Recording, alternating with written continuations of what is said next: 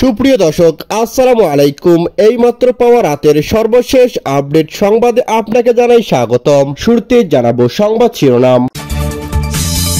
শুরুতে জানিয়ে দেব, জাতিসংঘের সদর দপ্তরের সামনে ছাত্রলীগ নেতাকে মারধরের অভিযোগে বিএনপি কর্মী গ্রেপ্তার। থাকছে বিস্তারিত। জাতিসংঘে নেতানিয়াহুর ভাষণ দিতে এলেই শুরু হয় প্রতিবাদ, বেরিয়ে যান অনেক প্রতিনিধিরা। থাকছে বিস্তারিত। এদিকে আরও থাকছে, খাগড়াছড়িতে চলছে সকাল সন্ধ্যা সড়ক অবরোধ।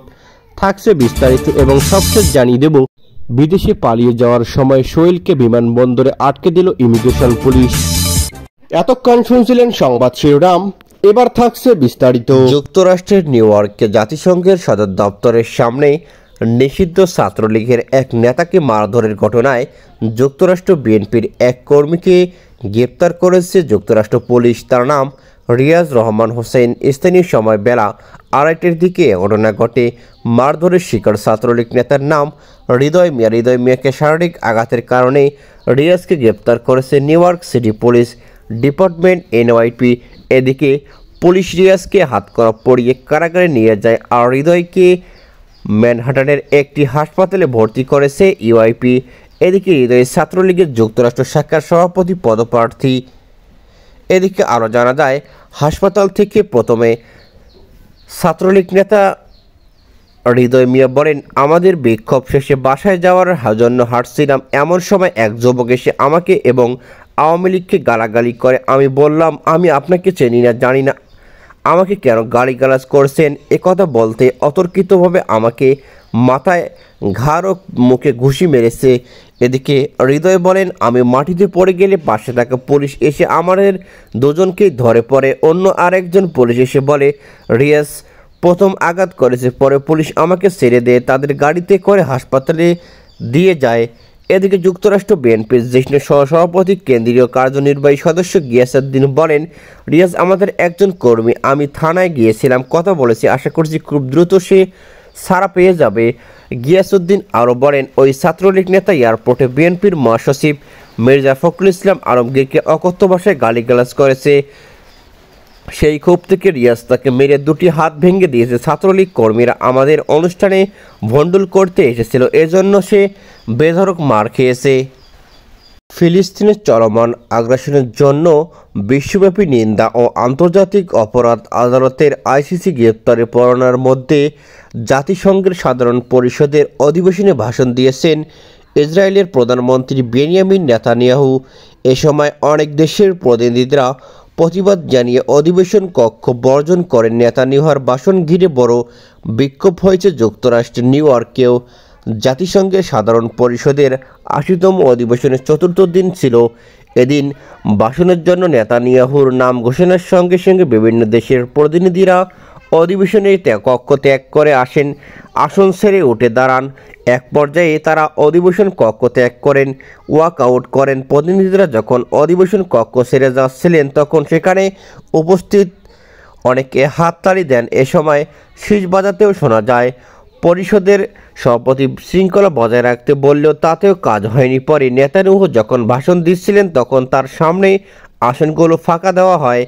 এদিকে প্রায় সব আরব মুসলিম দেশ, আফ্রিকান দেশ, বেশ কিছু দেশ এবং ইউরোপের কয়েকটি দেশের প্রতিনিধিরা অধিবেশন বর্জন করেছিলেন।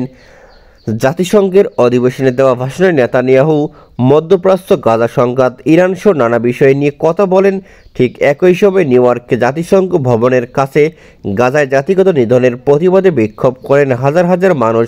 ফিলিস্তিনি সংগঠন হামাসের হাতে বন্দি জিম্মিদের ফিরিয়ে আনার দাবিতে এদিন নিউ ইয়র্কে বিক্ষোভ করেন যুক্তরাষ্ট্র প্রবাসী ইসরায়েলি ও ইহুদিরাও। এবারে জাতিসংঘের অধিবেশনে গাজা সংকট বড় গুরুত্ব পেয়েছে। অধিবেশনে শুরুর আগে ফিলিস্তিনকে স্বীকৃতি দিয়েছে পশ্চিমা 10টি দেশ।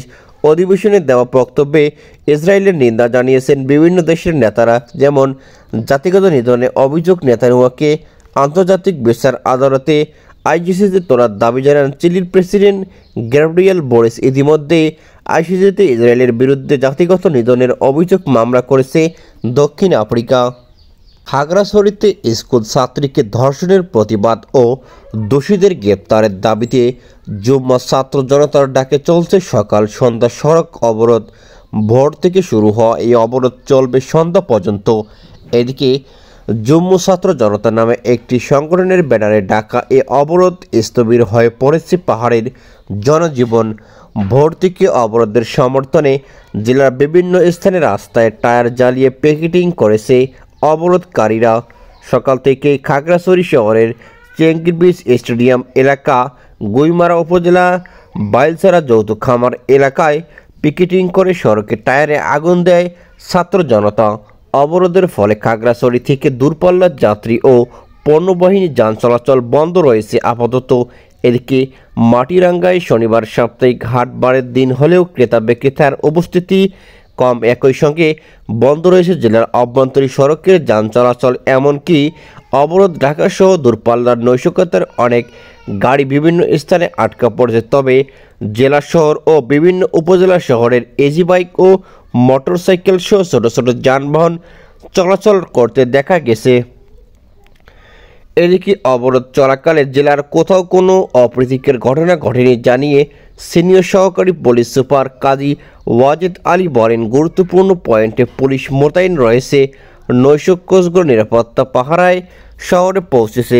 যুক্তরাষ্ট্রে যাওয়ার পথে হজরত শাহজালাল আন্তর্জাতিক বিমানবন্দরে আটকে দেওয়া হয়েছে সাবেক স্বরাষ্ট্র প্রতিমন্ত্রী সোহেল তাজকে।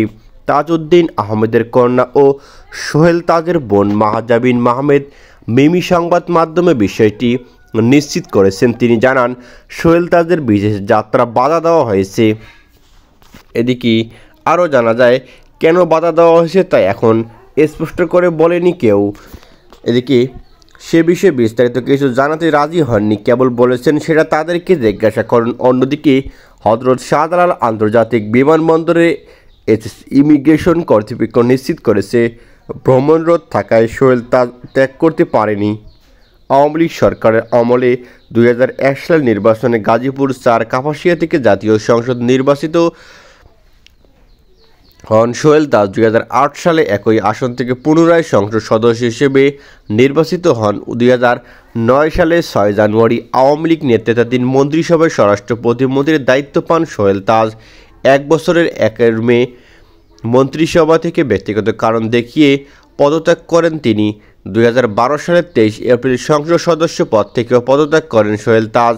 তবে প্রক্রিয়াগত ভিত্তিতে এটি তখন গ্রহণ না করা হলেও 7 জুলাই আবার পদত্যাগপত্র পেশ করলে তা গৃহীত হয়। পরে তিনি অভিযোগ করেন, তার পথে নানা রকম বাধা সৃষ্টি করা হচ্ছে এবং তার নির্দেশনা অমান্য করা হচ্ছে। এসব কারণেই তার পদত্যাগের সিদ্ধান্ত। এরপর কখনোই আর রাজনীতিতে জড়াননি তিনি।